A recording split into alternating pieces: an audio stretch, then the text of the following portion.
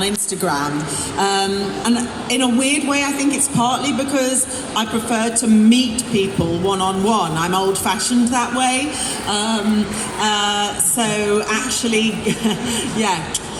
so going to conventions and connecting physically properly with the fans I find just more rewarding for me, and I hope it's more rewarding for them as well. But I promise I will start doing Instagram again when I know my password. You're already getting more cheers than any of the other Q&As.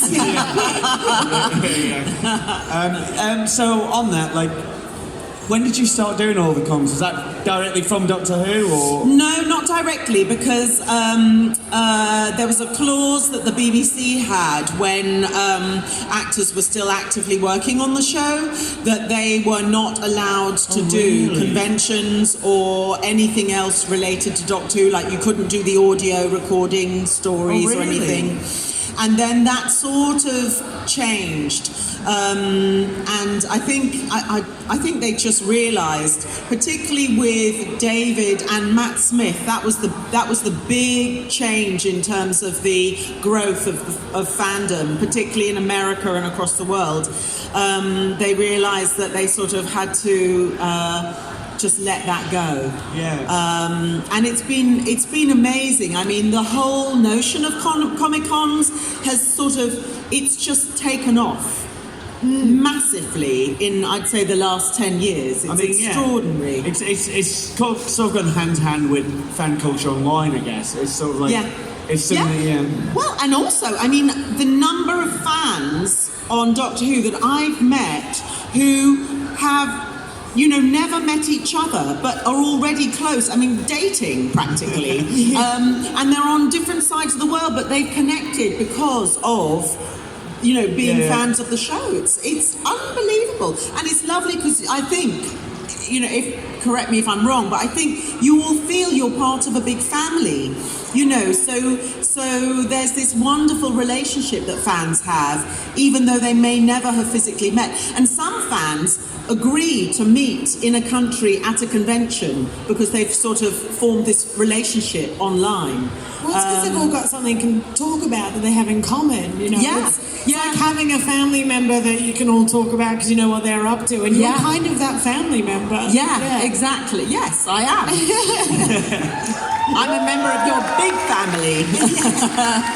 It is the beautiful thing of fandom now, though. Like, when I was growing up, and if I nerded about something, you'd have to sort of look at someone and go, I think you're into what I'm into, and then you'd be like, hello, do you want to talk in depth about this specific thing? And now everyone's just got it at their doorstep. It's absolutely beautiful. I'm just going to put this down and open my bottle. Do you mind? Would you like me to open it for you? Well, I'll ask a question while you're opening it. Because obviously when you were introduced as River, originally everyone wasn't sure if your character was just sort of a one-off. Including me. Yeah, so that was my question, because I wanted to know whether that was something that you knew, or at what point did you find out more and more things about your character? All I knew was that I was doing this wonderful story, which was a two-part story entitled The Science in the Library, and I knew that my character had a relationship, or there was some history with the Doctor, but we didn't know what it was, and then she sacrifices herself to keep him alive, and I thought, wow, that's what, how heartbreaking is that there was obviously this relationship that meant something hugely to her, and we're never going to know what it is. And that's what I thought it was. And it was about 6 months later that they got in contact with me, and Stephen sort of said, well, I'd always had this planned, and would you be willing to come back, and there's more storyline. And so I had such a good time. I said, well, of course, Yeah. And it's just gone on and on and on. I mean, who knew? I certainly didn't. In terms of when you started to get to know River as a character, did that start to mess with your head that you had to build a chronologic timeline for her life? So with a point where you're like, okay, so my character knows that's happened but doesn't know that's happened. And how does that You know affect your what? performance? I tried, but that just so messed with my head that I was just like, I'm just going to trust. I'm going to trust because Stephen is so genius at what he does. He writes these story threads and throws them out and leaves them sort of wafting in the wind, and then he knows eventually that they're going to connect. And I'm going to trust that that's the way it works in his universe, and it's a good thing to do, to trust Stephen Moffat. You said that like you were giving it's a good thing to do to stress, like give some advice to you. Yeah, do you know, it's really bizarre. If you took your hair away and your beard, you would look like Arthur Darvill. It's really bizarre. So I worked on a companion show with Legends of Tomorrow and Arrow and all that. So I've got to meet him and he's lovely. But I got very excited because you played the mother of Sarah and Laurel Lance in Arrow. Yes. And then obviously Sarah Lance goes off to become the White Canary, joins Legends of Tomorrow with a time traveller who happens to be, my dad. Yeah. Is that a crossover that you would ever like to see happen? It's kind of really strange, but wonderful as well.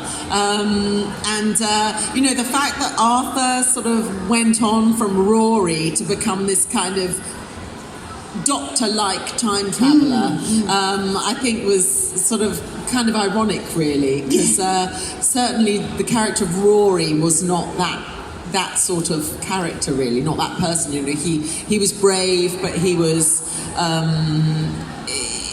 sort of not henpecked, but the women around him were sort of much stronger. Yeah, which I gotta say made him very attractive to me. So, what's that? Somebody's happy for me to wear the trousers? Oh yes, thank you. On that as well, with you, obviously, your character being so complicated in terms of the timeline that she flows through the Doctor's life. Yeah. Was there sort of, I guess you never know when that character begins and ends in terms of you can now come back anywhere. Do you find it quite exciting that you might have Doctors that haven't even been on screen yet and you impact their life in some way as a character? Well, totally. I know I've met my second wife, but the audience haven't seen that happening yet. Yeah. And I think it would be great for me to meet my second wife, who's the Doctor right now, at some point. But yes, certainly going into the future, there's the sort of, messing with your head idea that there are future Doctors who may even only be 7 years old right now.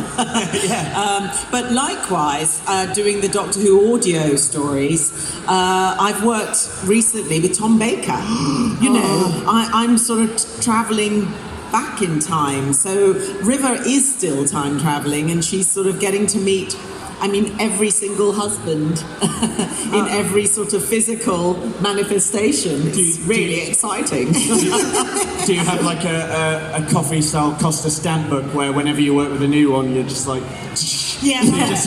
when you've got 5, you get one free. Yes, exactly. That's what I like to hear.